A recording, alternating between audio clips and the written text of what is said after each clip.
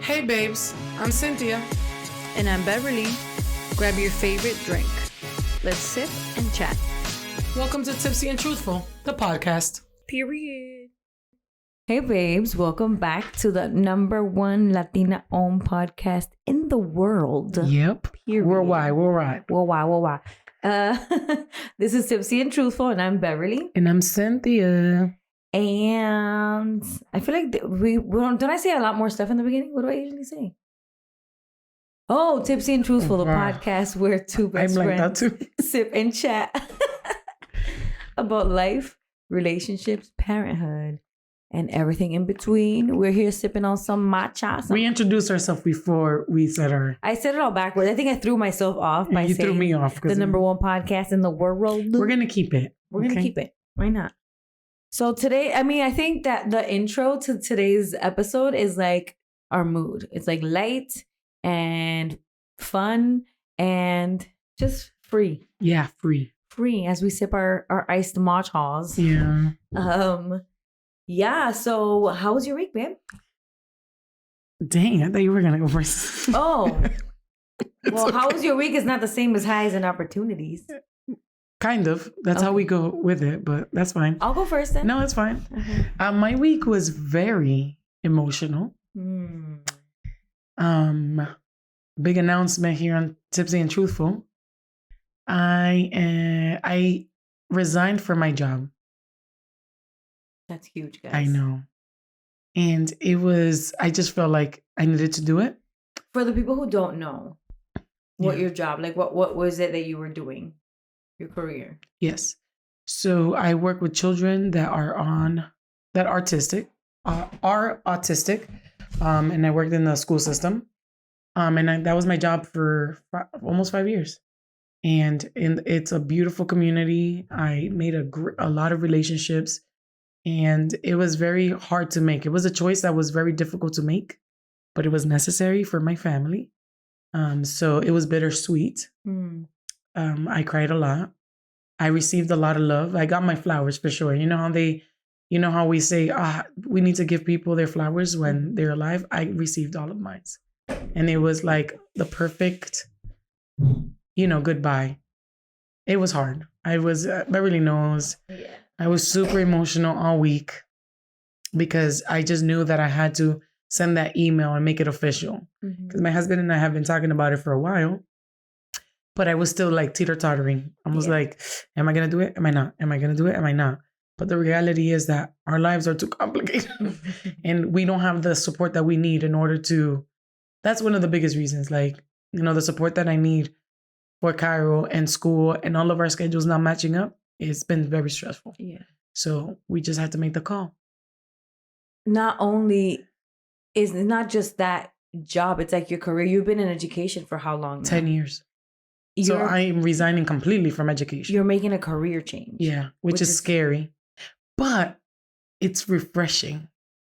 I feel like I can't explain how I feel.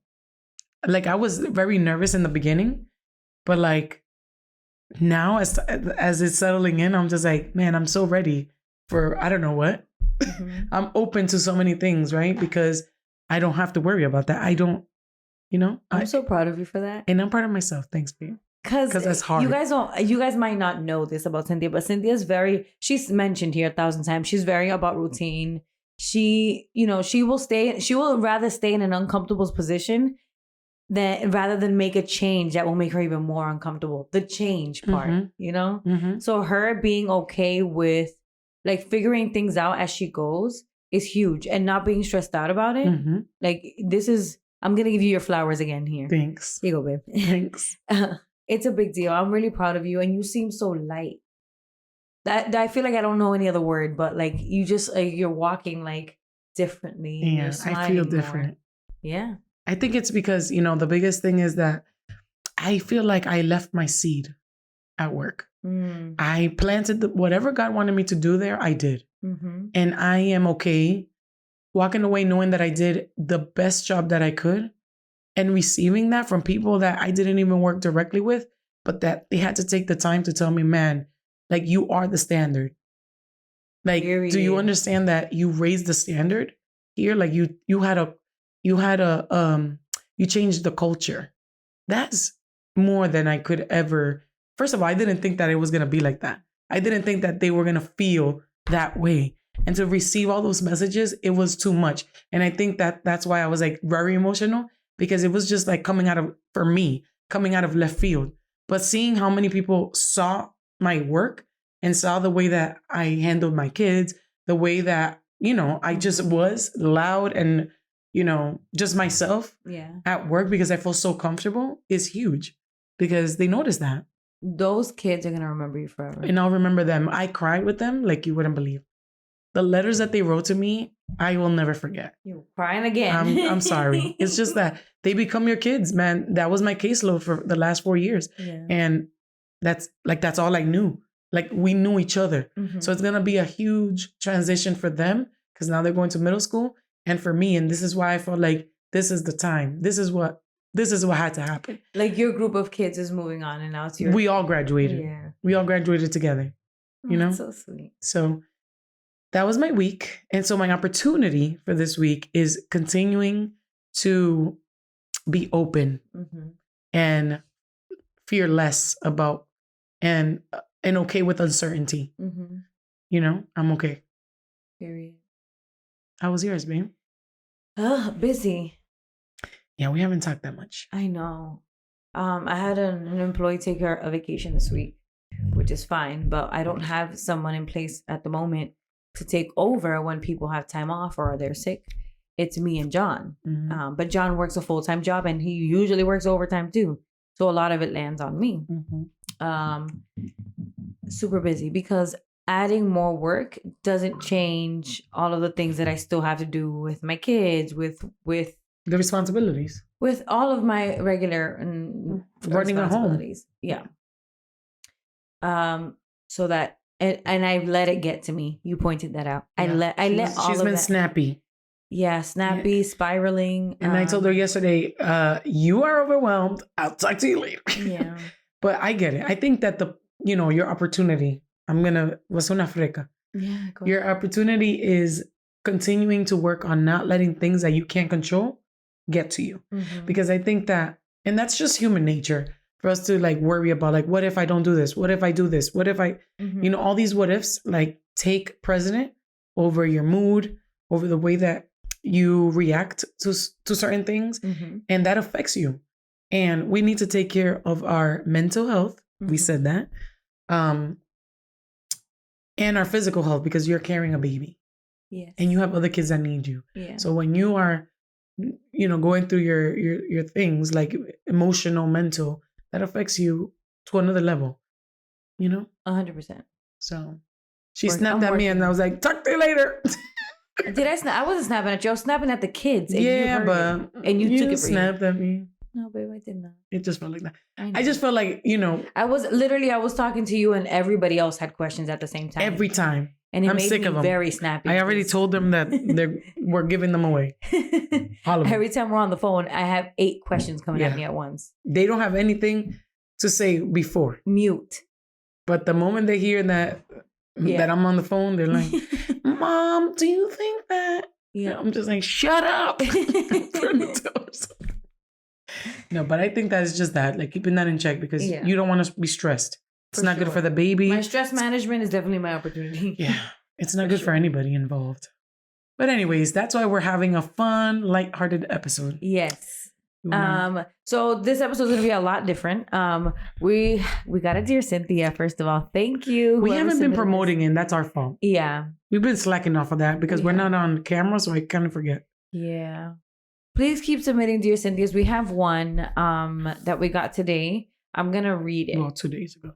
Well, we got one that we're gonna answer today, I should say. It is Dear Cynthia. It's not written, but it's implied, so I'm gonna say we know that. Dear Cynthia, I feel like I'm behind in my dating life. I haven't been in a serious relationship since 2020. I know it's only been 3 years, but in that time, I've been finding myself in all ways, shapes, and forms. I think that's what they meant to write. But still, no relationship. So I feel like I've missed my opportunity, kind of, sort of. I'm going to continue to work on myself. However, my question for you is, how do I not worry about this? Obviously, there's somebody for everyone, but where's my person? So their question is, how do they not worry about feeling like they're behind? That's tough. It's tough because it's hard to change that mindset. It takes a lot of work to get that out of your head, that you're not gonna find someone, that you're not gonna get into a relationship, that you're behind. That you're behind. Behind and that's so subjective. Yeah. Because nobody's behind. Your time is your time. And I say that you're doing all the right things when it comes to working on yourself. I think that a lot of people don't. I think what you need to do is, one, continue to work on yourself and figure out. And it's funny because our episode last week was about these things. I was about to say that. Yeah, our episode last week was about like things that you should be doing before you get in a relationship. I think that the biggest thing is forgetting about the relationship. Forget that that's what you want right now and completely pour into yourself. Like every bit of energy that you have, you pour into you. You pour into your mental, you pour into your physical, you pour into goals and things that you want to achieve. If you are spiritual, that's huge. I feel like when you fill all these gaps and you're not looking, you're not doing these things because you want someone, you're doing these things because it's important for you. It's important for you to feel whole, for you to fill those gaps and those holes that we never tend to. Yeah. I feel like it changes everything. And I'm going to be honest, you radiate when you are walking in alignment with everything in your life. Let me just tell you that you radiate all the things for the right person to notice, if that makes sense. To find you, or to find each other, right? I think that the focus is always like, I want a boyfriend, I want a girlfriend, I want to be in a relationship. But like you're missing, the missed opportunity here is really like 100% working on yourself. So the focus should be, I want to be happy. I want to feel whole by yourself. For yourself first. Because most importantly, nobody can complete that for you. Right. Nobody can make you feel whole except Jesus. I have to throw that in there. But nobody can make you complete as a person. Yeah. If you are lacking that for yourself, it doesn't matter what relationship. It could be the most perfect relationship and you're going to find that it's not fulfilling because you're putting all your happiness and all the things that you want, all your desires in a person. And let me tell you that you will be disappointed because you can't do that for yourself. So number one, I think forget about the relationship. You are not behind. Work and make sure that you are complete as a person before you even, and really do it, because we say we're working on ourselves and blah, blah, blah. No, like take a hard look at your life and be like, no, I'm truly going to work on myself. I'm going to truly fill my cup. Yeah. And when it's my time, it's your time and you're not going to miss it. It's going to be the right time for you. Okay, my 2 cents, because tú sabes que eso no se queda. It's Dear Cynthia plus 2. Plus 2 cents from me. Yeah. Yo no me quedo atrás. 2 things. Number one, I saw this meme on Insta. And it was on, I know you're not a huge fan of the Kardashians. I am. I think that they're geniuses. But Kourtney Kardashian, it was a picture of her and her husband and her belly. She's pregnant. And it said, stop letting people convince you that it's too late for you. She's 44 years old. I saw that. She's in a new, happy, healthy relationship. And she's pregnant. And she's 44, okay? I'm 34 right now. And the doctors are telling me that I have all these things because I'm considered too old, because I'll be 35 by the time I give birth. So this pregnancy is considered a geriatric pregnancy, which to me is insanity. First of all, I'm just una niña. But this whole it's too late or I'm late or I'm behind, I think we really need to explore where this is really coming from. Society. Do you really feel like you are behind? Because if you're working on yourself, it sounds like you're doing great. Babe, it's social media. I've touched upon this. Like, look. The comparisons. Look, the things that we let our soul, the things that we feed ourselves constantly is what is making you feel like you're not where you're supposed to be. And that's unfortunate. It's the music that is being consumed. It's what you see on social media. It's what everybody's going after. And let me tell you, 95% of the people that are on social media, in music videos, and all these artists are empty, are not fulfilled, are not happy. The void that they're filling is materialistic. They don't know who they are as a person. They don't have nothing to offer themselves or anybody else, but with the clothes they're wearing and that they're famous and that they have money, the cars and the houses, and who cares? The moment you start removing all of that and you say, you know what? What am I as a person? Who am I as a person? What do I have to offer? Yeah. If I'm gone, what am I going to be remembered for? And that's what you need to think about. It's not, man, I remember him. He had like 3 Lamborghinis. What kind of impact are you leaving in the world? And if you don't know that, then you got to continue to work on yourself. Period. That's the problem. Turn off social media. And I'm telling you, I don't think it's all social media. It's some of it before social media exists. Okay, babe, let me give you an example of why I disagree with you. I'm saying right now, like feeling of feeling behind, you know, of like, you know. I get what you're saying, 100%. This is what I'm saying. Yeah. Before social media, like I was the last person that joined Facebook, I'm pretty sure. I was like, I don't have time for this. I don't want to do this, right? Before, and I didn't have social media. But still, in my early 20s, I felt like I was behind because I wasn't pursuing a college degree. In my teens, I felt like I was behind because I didn't have, when I was 16, I didn't have my permit and didn't have a car that was parked there waiting for me. Like a lot of friends that I saw. I'm 34 and I have never, I don't own a home here. I'm going to say, I don't own a home that I live in. So I feel like I'm behind in that aspect. I get it. And I think that, yes, social media might have a big part. Now it does. But even if I had no social media, when you're young, they tell little girls, you are going to get married and have babies and own a home with a white picket fence. And you're going to have a beautiful, I don't know, minivan full of kids and take them to soccer. And like, there's just things that what's wrong? I don't want a minivan. I don't either. And I have almost 5 kids. I'm just saying, like, this is the quote unquote norm. Yeah. Okay. And I get that 100%. So the whole question of how do I not worry about this is what Cynthia said. It's a mindset thing.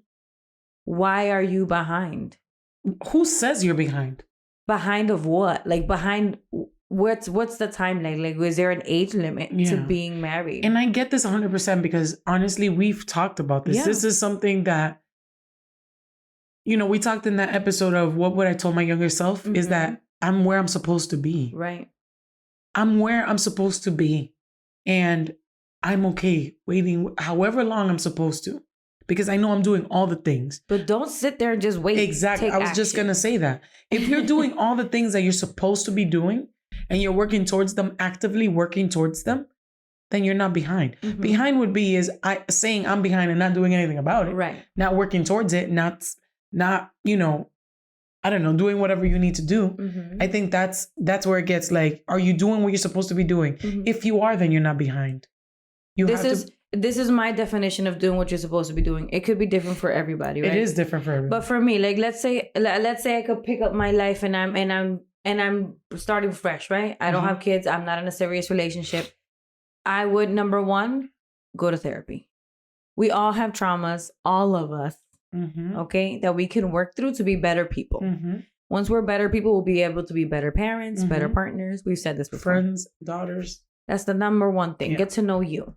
Number two, do things that are going to make you happy. For me, it would have been, I've always wanted to do like pole dancing and like dance classes and scrapbooking. And like, I'm very artsy and creative. So having these hobbies where I can do things just for me, just for fun, that would have been another piece of the puzzle to make myself feel whole and happy. It could be anything. But once you have the things where you feel like, yes, now I'm just happy. Now I just need somebody to share this happiness with. You got to get on those apps. For sure. You got to go and go to I don't know. I don't even know. Bumble? I haven't dated. I'm just trying to think of my friends that are like all these websites. And I don't know. I can't keep up. I said Bumble the last time. I feel like I've never dated. So I don't know. But I mean, I never went on an app. Except Facebook. And I've never dated. I just had one boyfriend and then had another boyfriend, and that's it. I'm here. But yeah, like once you feel whole, like you have to actually put yourself out there because you're not going to meet somebody in your couch. For sure. And I get that. But I feel like at the same time, it's the rush to get there. Yeah. Don't rush it. Enjoy the ride. Do what you have to do because it will happen. Yes. And I feel like a lot of people are like, but I'm lonely. I feel like, of course, it's not going to compare to having a romantic relationship, but a lot of platonic relationships will fill that void of loneliness. Mm-hmm. You know, if you have your friend group that you guys can travel with, that you guys can go out to lunch together or whatever, like you don't have to be lonely. Sure. You know what I mean? That was a very long-winded answer to that, dear Cynthia. Sorry. The answer is, it sounds like you're doing all the things that you are meant to do. And the I'm behind is in your head pretty much. It is in your head. And I would suggest I'm going to throw it in there. I'm sorry. And I get where you're coming from, but social media is a big part. Start turning off social media for a little bit and do other things. Read, write, journal, dance, go for walks. Seeing other people in relationships is hindering. Seeing everybody and the things that they're putting out there, like, oh my goodness, I bought a house, which I get it. We see it all the time. Oh, I bought a new car, or my partner gave me a new car, or we're in a family picnic. That just continues to your amygdala to say that you're behind. I feel like no. I feel like yes. That's another mind thing because I see those things and I see it as proof you that are in a relationship. It's different. Okay, but the house, for example, I'm dying to own a home, right? Yeah. I have my wish list of things that I want for my kids, mostly, right? Mm-hmm. When I see people that I went to high school with buying houses that I would love to live in, my amygdala doesn't say, why haven't you done it? My amygdala says, wow, I'm so happy for them. I can do it too. Hey, you can't compare yourself. Because this is what I'm trying to say. Cada cabeza es un mundo. What if this person thinks like me? No, I don't think so. You know why? Why? Because I feel like this person is saying that they're working on themselves, and I totally understand that. Yeah. Right. We've talked so openly about these things that I think that our mindset is very different. Baby, you don't know what other people's I'm just saying in general. I'm not saying that this is what it is, but I'm just saying in general. I feel like most people, I'm happy for right of mine that I see online, reaching these milestones. It makes me happy to know that they're doing great. If I wasn't careful, if I didn't have the mindset that I have, especially with the amount of time that we've been working on ourselves, like really intensely working on ourselves, those things, even though I would be happy, I'm happy for them, it would really put me in a, man, you're still not there. Or like kind of beating myself up a little bit. That mean inner voice. That yes. Like giving it power a little bit, because yes, I'm happy to see other people reach and do all these things that they're doing. Yeah. It really does make me happy, especially when you think about like your younger self, like you guys were in elementary together or high school together, to see how grown up and how, they're doing in their lives and their families and businesses. That makes me happy. Right. But that's not the same for everyone. For some people, if they're lacking, I don't know what the word is, but if you're not careful, that can just add to that pressure you feel. Me? Exactly. That like, oh, I'm really not doing the things that I'm supposed to be doing, because 95% of people have a home, or they have these brand new cars, or they have a brand new baby, and I'm still trying to get a relationship. And also both can be true. You can be happy for somebody and sad for yourself at the same time. True. Both can be true. There are 3 sides to that coin. Yeah. Anyway, that was a very long-winded rant. This is going to be a really long episode. Well, it doesn't matter. The rest of the episode, so we're doing something a little different. There are these Reddit threads. And I'm going to say the actual name. Cynthia is working on swearing. I haven't started working on that yet, honestly. I'm not there yet. But it's called Am I the Asshole? Am I the jerk? Yeah, we can call it Am I the Jerk for Cynthia's... hey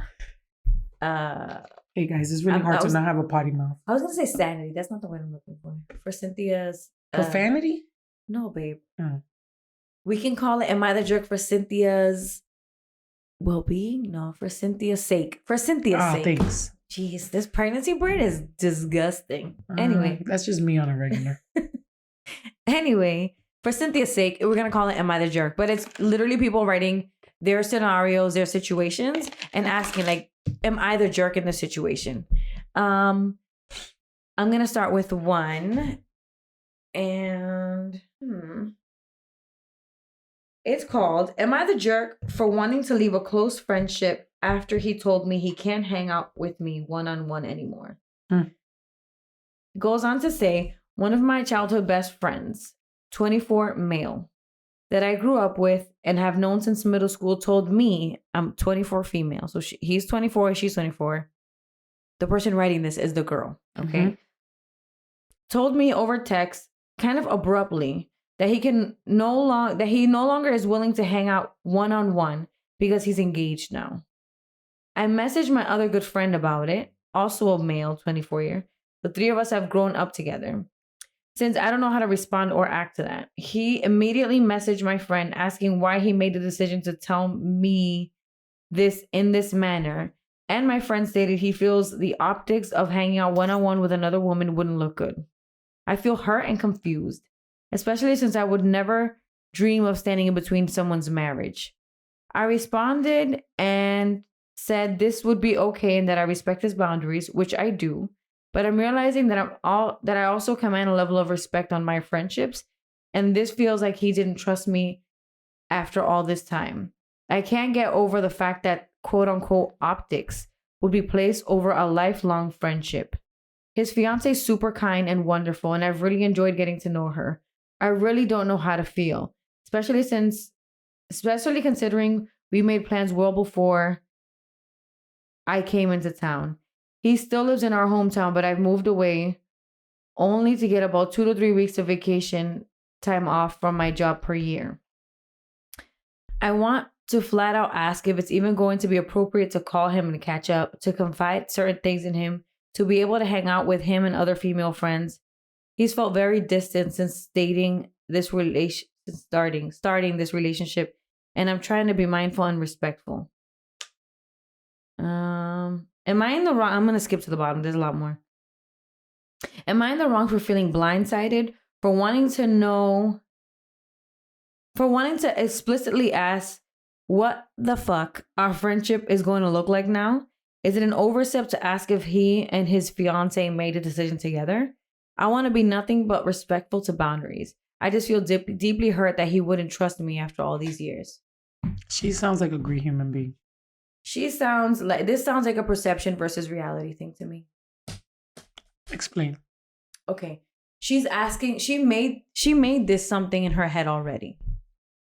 In her head already, she's making this. The girlfriend doesn't want him with me, the fiance or whatever. I can tell because of her questions at the end.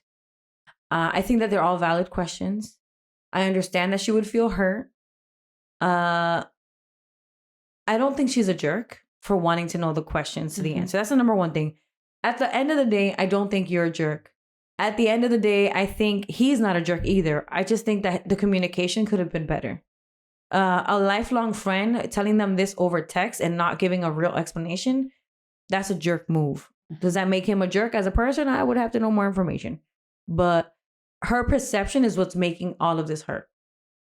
Yeah.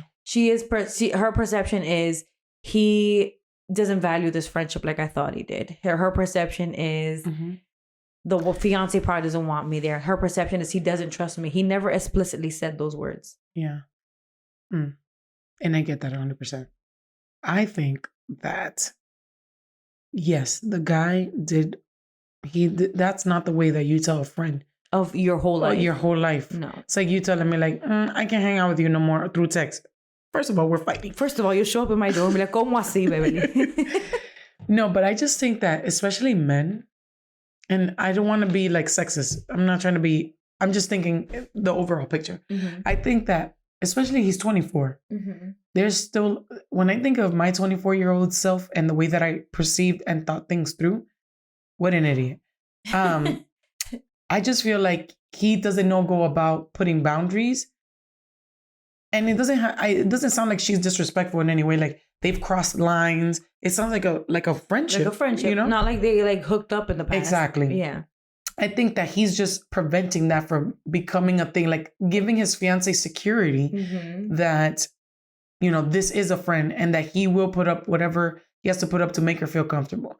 The mistake is that that's not the way you do it. Yeah. I think that when you hurt someone that your whole life, like how hurtful is that to be like, I can't hang out with you. Right. Instead of saying, listen, I want to have a conversation. So I'm going to invite you over. I want you to sit down with me and my fiance just so that we can establish what feels good for everyone because you're my friend. They're and best I friends. love you. Right. But this is my fiance and we're going to spend our lives together. So I want to make sure that we are on the same page, that we all feel comfortable, that, we are in each other's lives. Mm-hmm. But the way it's going to look different exactly. now. And she seems to be open to that. Yeah. But receiving a text from your best friend and be like, we're not going to hang out one-on-one.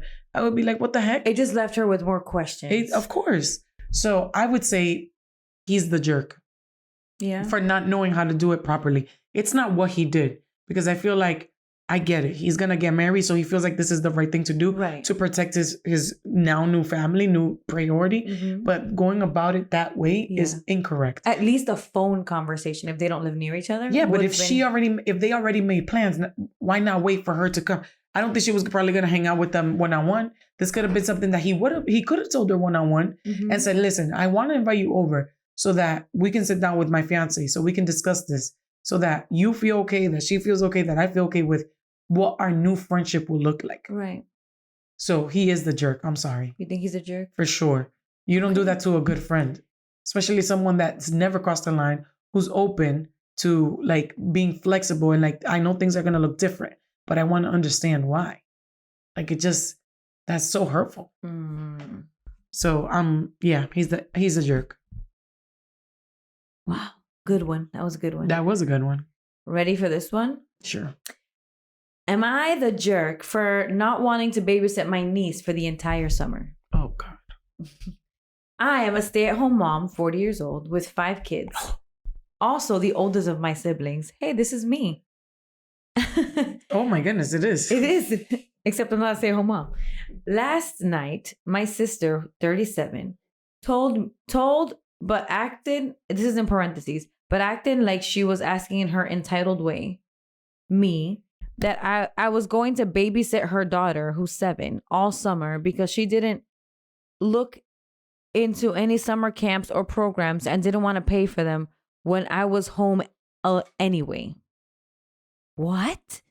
My sister is a single mother, lives with my parents, doesn't pay for anything, works in a high-paying job, and pawns off her daughter.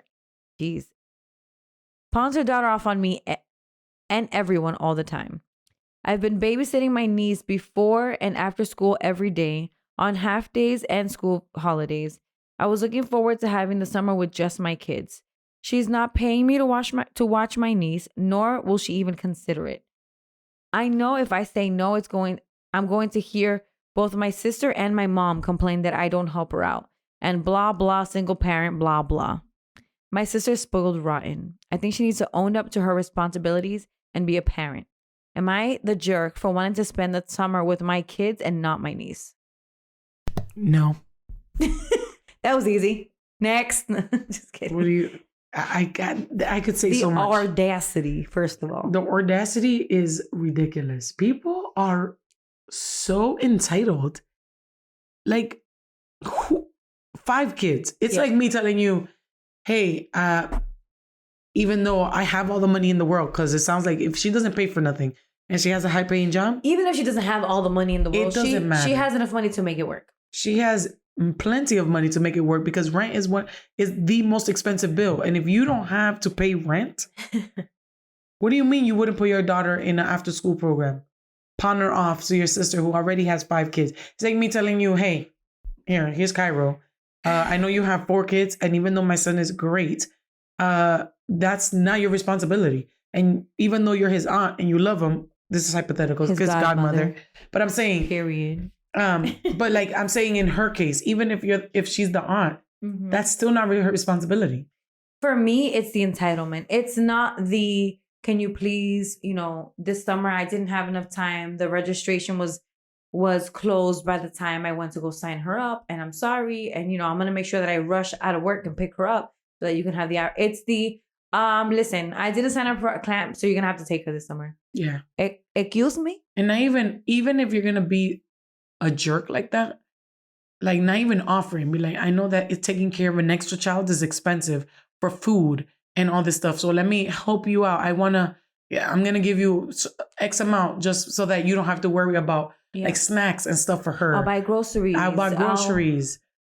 On the weekend when I do have time off, I'll take all the kids and give you an extra have a break. Nothing. It's all of that. It's the lack of empathy. It's the lack of respect for other people and their time. It's the lack of just common sense. Yuck. I'm not a stay-at-home mom, but I am home a lot, right? Because I own my business, I have the flexibility of, having a schedule that is more, it's not a 9 to 5. I'm not stuck and restrained in one spot, location, right? Yeah. I'm thankful for that. However, I feel like I'm a part-time stay-at-home mom because of, I cook 3 meals a day and like I'm the one picking up all the kids and dropping off all the kids and the sports and the therapies and all that stuff. It's a lot of work. I can't imagine being a full-time stay-at-home mom of 5 children and then having like an extra, again, Cairo. And how many times haven't I offered? And my hands are full, but I'm like, no, we'll make space for Cairo. If you needed help the other day, I was like, I'll make it work. If I can help, I will help. Right. I don't like the notion that stay-at-home moms have it easy. I hate that shit. Me too. They have the hardest job in the world because that's a 24/7, 7 days a week, no PTO, no sick time. And lonely. Yeah. Because think about it. A lot of stay-at-home moms have very little communication because they're so busy all the time. They have little communication with other adults. So they're just talking to kids all day. And they have no time for self-care. Very little time. Very little time. It's hard to, unless you have a partner. And if you do, bless them and bless you. If you have a partner who knows, like, listen, you have been home with these kids 24/7. Okay? Take your time. Go do your nails. Go do your hair. Go read. Go be by yourself. Go sit in a quiet room. Guys, that's huge. Just sit in a quiet room. I sent you a TikTok the other day. I think it was last night about this day. My mom says, like, she hasn't had any alone time, so should she just take a vacation in the hospital if she throws herself down the stairs? It was me who sent it to you. I sent it to you. Okay, doesn't matter. Yeah, we both saw it. But the point is, don't take credit. You are not the jerk. It has nothing to do with the love for your niece. It has everything to do with your sanity and your need to be the best mom that you can be for your 5 kids, children. Because they're your responsibility. Do you know how many times I've said that here? You know what? I hate mothers. That's a strong word, babe. Oh, well. I hate mothers that take one side over the other. And that coddle, let's say if you have kids. You're talking about their mom. Yeah. Ugh. Yeah. Like, she's like, oh, come on. She's a single mom. She help her out. Please. But not taking into account that you are a mother of 5 that stays at home with all 5 of your kids. How about your sanity? How about your help? Yeah. It's like that kind of parenting that drives me nuts. Yeah. Where when the parents like coddle one of the kids because maybe their circumstances are different than the other and want to guilt trip the other sibling to doing whatever it is because of X, Y, and Z. And that drives me nuts as a parent. I'm very careful about that here. Dude, I only have one, but I just don't see myself saying, well, Cairo, your brother or your sister needs this. And so you have money, so give them the $500. Yeah. Or you have time, you take the... Like, who am I? I would never do that to any of my kids. And hopefully I raised them enough to know that they could figure this out together without me even having, if one sibling needs something from the other, like, hey, can you help me with this? Que yo tengan esa confianza to do that for each other, to be there for each other. But respecting each other's time, boundary, being all of the above. Yeah. Nobody, like, for me, because the girls are so much older and they're able to help me so much more, I have to really check myself sometimes. I tell the people around me all the time. Sometimes they're like, oh, at least you have Ali and Liana. I'm like, yeah, but Ali and Liana didn't choose to have children. I did. These kids are my responsibility. So with Jace having special needs and needing a lot of extra help with Jonas being a baby and A wanting crybaby. all the attention He's all such the a time. crybaby. Right? Me being like trying to keep that in the forefront of the fact that, okay, but they're all 4 of them are my children. Yes. My daughters are older and more independent. Yes, they're able to help me a lot more. Does it mean they have to? But they don't have to. Not at all. Because you know what? Think about us. I don't have resentment towards my parents, thankfully. You know, at all. I love my sisters. I'm the oldest daughter. We've talked about that and the responsibilities of that. Yeah. And I love my sisters to death. With my youngest sister, who's now 19, I was 15 when she was born. So the responsibility of driving her, picking her up from daycare, school stuff, it was me. Because my parents, unfortunately, had to work and their jobs, they're not as flexible. I think that the culture has also changed because now if I need to do something for my kid or whoever, I'm like, I can't come in. I don't care. Our parents, their job was it paid the bills. So they were very like, unless it's a dire situation, I can't take time off of work. I don't blame them for that. No. At all. No. And they weren't in a position to just go on Indeed and find a new job. Exactly. The day after. So whose responsibility was it? Yeah. It was me. The oldest daughter. But I don't blame my parents. Now, me knowing what I know now, I wouldn't do that to my kids. Yeah. Because the responsibility is mine. Yeah. You know, as their parent. And making sure that they each have, you know, their needs met. And that they don't feel like they're burdened with the choices that I've made. Right. You know? Right. And so, I don't know. I just think we need to be careful about that. It's one of those things that like kind of, I don't want to say triggers. It's not triggers, but it like bothers me every time people are like, oh, you have food, but at least you have help. I'm like, no, my daughters are not my living servants. They're my daughters too. Alia's going to have her license in a couple of years, maybe.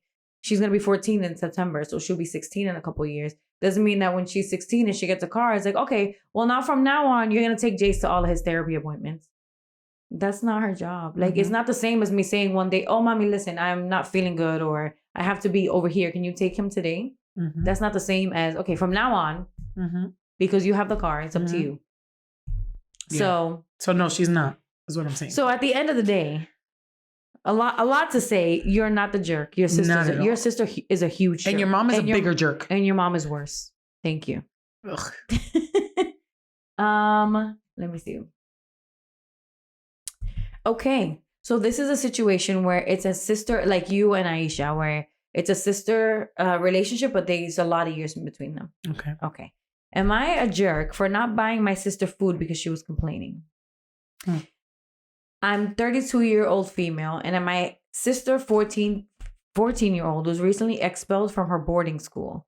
Our dad asked if she could stay with me until he figures something out for her. Our dad is very wealthy. She can be pretty spoiled, but it's only a few months, so I agreed to let her stay with me, my husband, and our kids. 3, 5, and 9 months. She's been here for a few weeks, and it's been rough, but she's still adjusting. She hates that her room is also my husband's office. Even though she gets out of school 3:45 and he's usually out of there by 4. There's just a desk and computer in the corner that she can't touch. She can't stand that she has to go to public school, and she can be very critical of the food, rules, and routines here. She sounds like spoiled. I do all the cooking in the house, and sometimes I need a break, but a typical restaurant can get pretty expensive. So every Thursday I take the kids to Costco and they eat whatever they want. I guess they have like prepared foods. My sister always refuses to eat there, so I'll make her a sandwich or heat up leftovers when she gets home. But yesterday she insisted that I take her somewhere else to eat since it's not fair. She's the only one that has to eat sandwiches or leftovers. Typical 14-year-old. I told her she's welcome to try Costco food, but if she doesn't want to eat it, she has to eat whatever we have at home. She started complaining about how I'm unfair and it's not her fault. She's used to getting better foods than what I give her. I didn't give in and she refused to eat dinner last night. I got a call from our dad today saying to just let her eat whatever she wants and he'll pay for her. But it's not just about her.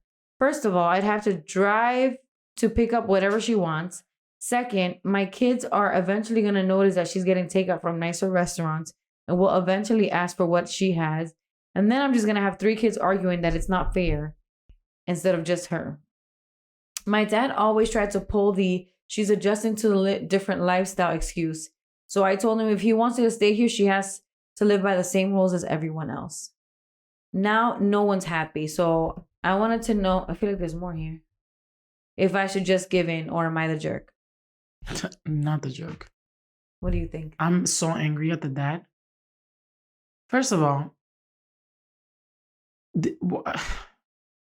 14. Okay, 32. All right. Why? Let's visit the first thing because we're not just going to blow past that. Why was she expelled from boarding school? Probably not a good reason. Doesn't say. Well, expelled. You don't really get expelled for being a great citizen or a great student. Number one. Number two, the dad pawning her off until he figures it out on the sister who already has very young children is so inconsiderate. Because find her somewhere else. Get her a live-in nanny. It sounds like they have money. So a boarding school is not cheap. That's college tuition money. Mm-hmm. So if she got expelled and he's not paying that now, why couldn't he get a live-in nanny for her to do all the things that he's trained her to do? Mm. He's given into this. Him saying to his older daughter, who's doing him a favor because she has 3 young children, I'll just pay for it, is not good enough for me. Because if I'm already first of all, is he even, at this point, she's an expense. Is he paying for anything? It doesn't say. I would assume he would. I would assume so. I hope if he has money and he's saving the boarding school expenses, I'm assuming that, yeah. I hope so. But for the extra food, extra electricity, extra running water, he must be giving her something. He definitely has. I hope he does. But he should be giving the little girl an allowance and telling her, do what you want with that, but don't bring it here. So that she could leave the sister alone. The sister doesn't need that stress. She has 3 little ones that she has to worry about. Mm-hmm. The fact that she is complaining, ungrateful little girl. She's 14. That's not okay, babe. I'm seeing this in a whole different light as somebody with an almost 14-year-old. Nah. All right, you tell me. What do you think? That the dad is the asshole? Yeah, for sure. Okay. I feel like the dad combined with the little girl. I feel like the big sister's also being an asshole. I don't think so. I think she's being stubborn. Okay, explain. Okay, this is a child. Somebody with a 14-year-old can tell you that sometimes you compromise. Sometimes you give in. Okay? We don't compromise. So, okay, well, I don't know if I can call it a sacrifice to buy food, but... It is a sacrifice. If you have to buy different foods when you have 3 little ones? It's 1 night a week. Well, I guess. She doesn't have to pay for it. Her sacrifice would be driving 5 minutes down the road to get something different for her sister. I see it differently, but... See, okay, this is the way I see it. Mm-hmm. This is a good time for a conversation. Mm-hmm. I would, number one, tell her, absolutely right. You're staying with my family. You follow our rules. Okay? This is what we eat. This is what we do. This is blah, blah, blah. However, I feel like there has to be some sort of flexibility. Like, okay, I understand that you're used to whatever type of food. What's your favorite meal? This steak from this restaurant. Okay, I'm going to talk to dad. If he agrees and he'll pay for our family to go out once a week or once every 2 weeks, we can have that. But I need you to know that on those other days when we're not going there, you have to eat what I have or you have to go to bed hungry. I feel like that's fair for the child. I think the problem that the thing that us millennials are doing different than our parents is we're doing that negotiation. And she's kind of being stubborn and you're spoiled. And like she is spoiled. She is spoiled. She's also 14. And she's not going to get used to eating mac and cheese if she came from a boarding school where they serve her filet mignon. You know what I'm saying? She's also human. Even if she wasn't 14. And I feel like it's a big adjustment. And I feel like there is a way to make it a little bit easier for her. She's just a child. Mm. And if the dad agrees, because that's another thing. If I'm already doing the work of raising this child to help you out, I'm not going to go pay in Chris's steakhouse every 2 weeks. Every 2 weeks to make my little sister happy. All right, dad, listen, you say you'll pay for it? Fine. But my other kids are not going to sit here and have her and watch her eat this and while they eat Costco food. So the compromise. What is Costco food is my question. Is it like BJ's where they have that little pizza shop? if I would have to guess, you know, a Market Basket that they have like the prepared meals. Oh, okay. That's what I would have to guess because she's like saying a deli. that, right? Like prepared meals that are not gourmet, but they're convenient. First of all, Market Basket slaps. I didn't say it's not good. It's not gourmet. Oh, I know. It's probably tasty. I know. That's what I'm saying. It slaps though. Okay, it slaps, but it's definitely not like high quality. No, for sure not. It's affordable and easy and accessible, right? For sure. So I would talk to Daddy-O. Hey, Daddy-O with the big butts, big bucks. Yeah, but it just sounds like Daddy-O is a problem. Maybe, but in this conflict, it's not Daddy-O. It's the child. It's my little sister. I don't know. I feel like she's being very not flexible and she's acting like a child. I feel like she's acting herself. Maybe she's jealous. Maybe she has some resentment because she's buying Costco meals and her little sister's in boarding school. You know what I mean? But again, yeah, I digress. Seeing all of that, I guess you're being a jerk. All right. I mean, I guess everybody has a little piece of the jerkness. Jerky. She's a little jerky. She has to be a little bit more flexible. Yeah. And I'm not saying flip the bill tampoco. I'm like, listen, Daddy-O, you got the cuartos? All right. Then this is what I'm going to do for her. But I need you to tell her. She got to understand that every other day we're going to have meatloaf or whatever they have. Taco night. Whatever we do, she's got to eat it. And if she doesn't want to eat it, she's going to have to make herself a sandwich or have a bowl of cereal. Porque no somos loco. No soup or ramen. Or ramen. Like, I'm just saying. There's options. There's be options. Flexible. Yeah. You don't have to be so rigid. That's easy kids. For her to exit. I guess maybe also fill the house with stuff that she can make herself. Yeah. And that she can eat. I guess. Yeah. Tell me, we had a conversation about the girls not wanting to try, like me changing the diet of everybody in the house. Sometimes Miss Aliyah she's out there in the living room right now, doesn't want to eat what I made for dinner. And I don't want her to go to bed hungry. So what did I tell her earlier? You're hungry? Okay, we have strawberries. You can make yourself a sandwich. You can have a bowl of cereal. Like, there's options for you to make, but I already made what I was going to make. That was it. I don't know. Be flexible. Stop being an asshole. I guess. Should we do one more? Should we do no more? We can do one more. Okay. Which one? You were kind of reading something, but you never finished it about the house. Yes, that's what I'm looking for. Okay. Commission conflict with my agent, who is my father-in-law. Am I the asshole? I only heard the title. Yeah. We signed to build a new construction home back in January of 2020.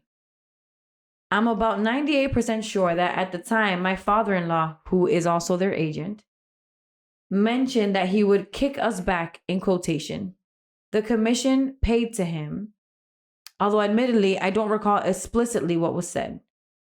At any rate, he would have been upset if we didn't go through him as our agent. And we're not trying to be selfish or entitled or entitled to free work, sorry. We would have made sure that he was still compensated. Regardless, the way that they wrote this was very confusing. She doesn't use the right, grammar. Regardless, we probably would have offered to reimburse him half or something. Fast forward to today. We're about ready to close. The commission to be paid to him is about $11,500. And he's saying that he needs the money. No, and now he's saying that he needs the money. And he plans to keep every penny of it. And that after taxes, it's only about $5,000. I know that this is full of realtors. This is like Reddit. It's full of realtors. So don't kill me if I'm in the wrong here. I'm just generally trying to understand the ethics of these kinds of family situations and how others normally deal with this scenario. It's not common and reasonable. Is it not common and reasonable for a daughter and son-in-law, me, to expect some kind of discount or kickback, especially after it was implied to us previously? And if not, why is it okay for us to feel forced or obligated to use him as our realtor, but he's not obligated to help us a little bit as well? So the question is, am I the asshole for expecting that money back? This is the problem. People listen, business with family is already difficult. Money with friends and family is hard. It's difficult The conversation is uncomfortable. Yep. It's somebody all the always above. feels entitled to Someone something. always feels entitled, like we're family, we're friends. And the reality is, business is business. Yep. In my opinion, I wouldn't expect anything back because you would have paid this to anyone else. Now, you are right for saying, why? But I wanted to go with my father-in-law. Why not give the benefit to a family member? If you were going to pay it to a if you were going to pay it anyway, that's not justifiable to me. Like, well, he's my father-in-law and he wanted only us to go with him, but like we want a discount. Like, you would have paid the money to a stranger anyways. If you wanted to hire a cleaner and you went with a different company, I would kill you. I would never.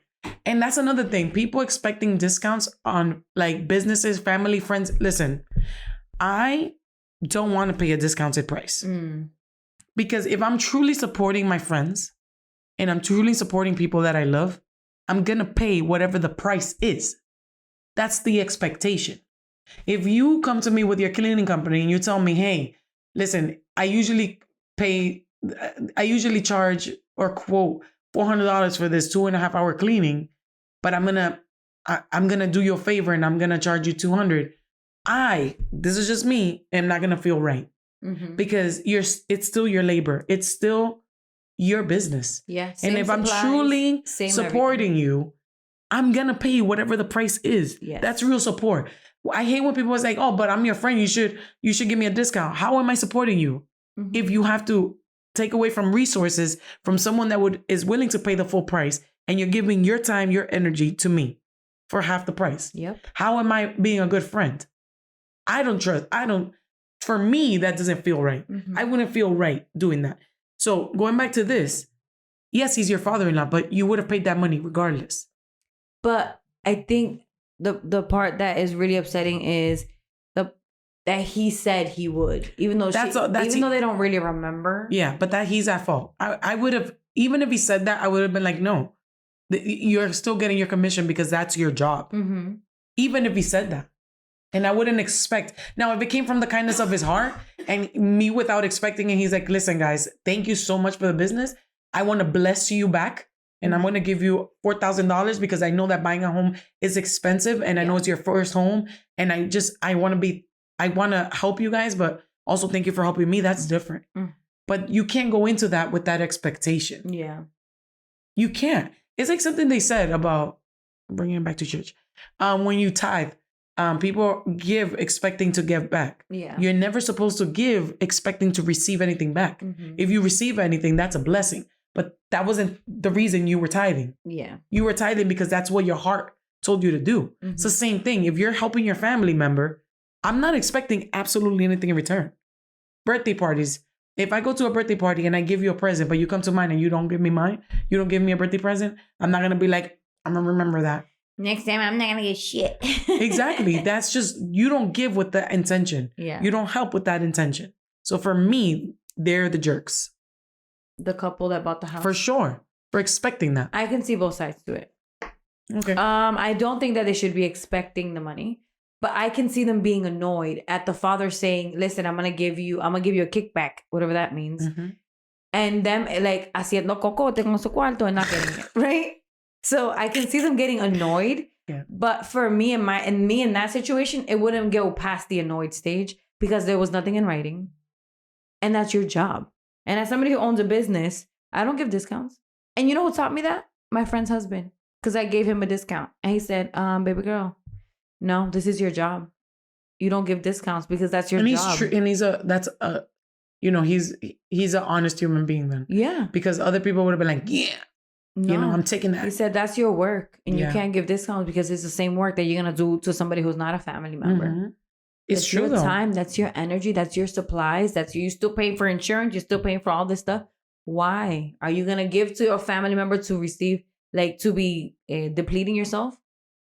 So, number one, business and family, business and friends, very difficult to manage as somebody who has done it. Super difficult because I feel like when it's just two people who are strangers or who are not tied to each other with a closer relationship, there's more respect. That's the truth. This couple would have never asked their realtor for money back. But that's the thing. It's just because he's the father-in-law. Right. But again, I don't think that the father-in-law owes them anything. Me neither. Do I think it's right for him to say, "Oh, I'll give you a kickback," and then not do it? Tampoco. But it's something where it's like, well, I mean, if it was any other realtor, that would have been it.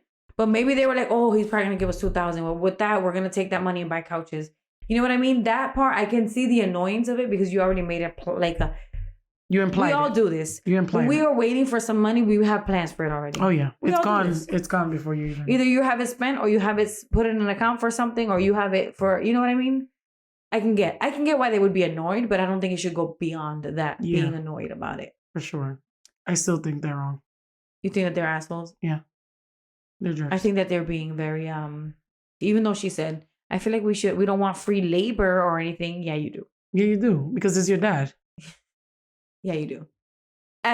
For me, as a mom, if I was a realtor and my daughter is bought a home for me, would I give them money back from the commission? I would. But that's me, not because I have to, because it would come out, listen, your new home. Like, I want to bless you guys with That's the same thing I'm saying. Yeah. But maybe they're annoyed because they're probably thinking, if it was me, I would have done it. Yeah, but you can't expect you from anybody. You can't expect you from nobody. We say that. We say that all the time. We got a lot of t-shirts. I know. We have to. I'm like, expect you from anybody else. Yeah. Anyway, that was a fun episode. We should do these again. Let us know, guys, if you guys like these. Am I the jerk? Send us your Am I the Jerk? Ooh, do it. Yeah, email us tipsyandtruthful@gmail.com, or you can DM us. We are on Instagram at Tipsy and Truthful Podcast. We're on TikTok at Tipsy and Truthful. Where else are we? I think that's Facebook. We're on Facebook, but you can't really message people there, right? Yeah, you can. Okay. Because nobody has. Clearly, actually, people just leave comments. Okay. It's mostly comments, I feel like. Yeah, but people can if they wanted to. Anyways, it doesn't matter. Find us. You couldn't even leave a Dear Cynthia. Am I the asshole? Oh, yeah. Am I the jerk? Oh, crap. There you go. It's me. I'm the bad influence. With that, guys, thank you so much for tuning into the #1 Latina-owned podcast in the world, Tipsy and Truthful. And thank you for not getting tipsy with us, but still keeping it truthful. Bye. Bye. Thanks for tuning in. Check us out on Instagram at Tipsy and Truthful Podcast. And TikTok at Tipsy and Truthful. See you next week. Love you, babes.